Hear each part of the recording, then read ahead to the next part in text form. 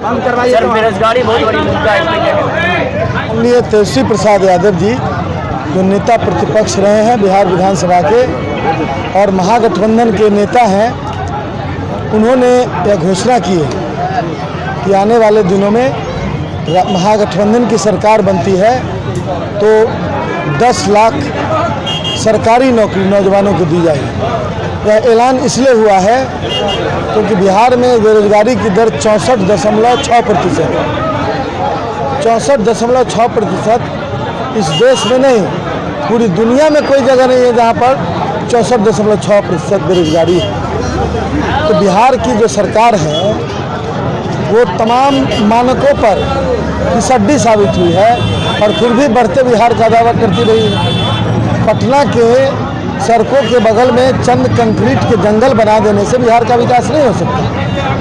बिहार गांव का राज्य है, बिहार खेती का राज्य है, कृषि का राज्य है।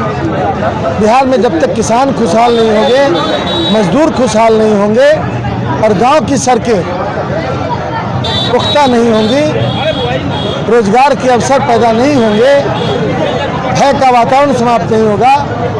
बताइए अपराध का दर, ये लोग 12 वर्षों में ग्राफ चढ़ के अपराध का कहाँ चला गया। उन्हीं का crime report bureau, national crime report bureau, उनका रिपोर्ट है कि अब बलात्कार के मामले में देश का 3रा नंबर का राज्य हो गया बिहार। अब ये जो प्रमोशन बिहार को मिल रहा है तो इसके बारे में नीतीश कुमार जी या मोदी जी के मुंह से कुछ सुनाई नहीं पड़ता है। मोदी जी और नीतीश जी अब सिर्फ रफ्फू करने पर तुले हुए हैं, पूरा कपड़ा फट चुका है उनका। अब जनता ने तय कर लिया है कि उनको गद्दी से उतारना है। सर माननीय नरेंद्र मोदी साहब ने 19 लाख रोजगार देने का भी वादा किया, तो इससे कितना इत्तेफाक रखते हैं? नहीं, मोदी साहब ने, बड़े मोदी साहब ने तो 10 करोड़ रोजगार देने का वादा आज से 7 साल पहले किया।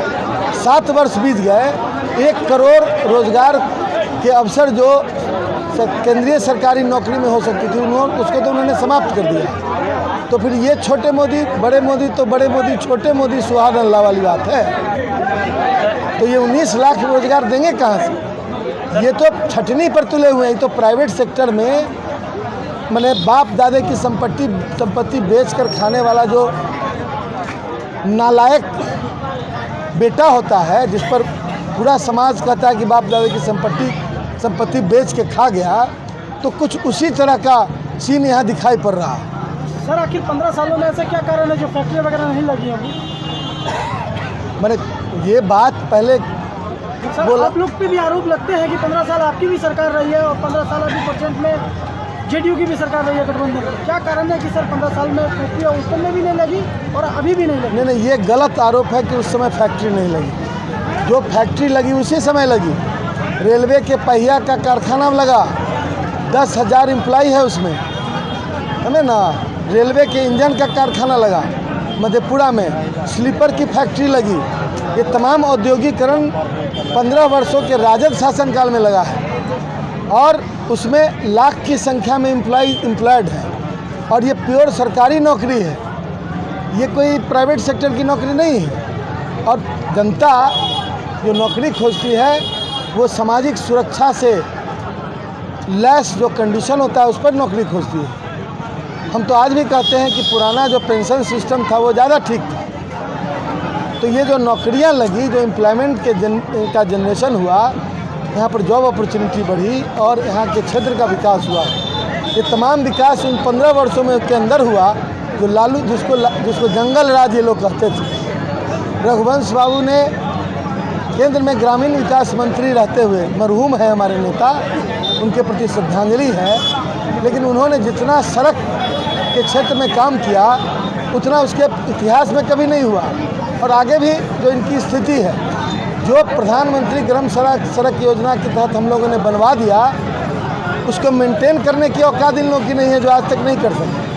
तो ये लोग फैक्ट्री लगाने की बात करते हैं। उनको डाटा देना चाहिए कि कितनी सार्वजनिक क्षेत्र की फैक्ट्रियाँ लगी।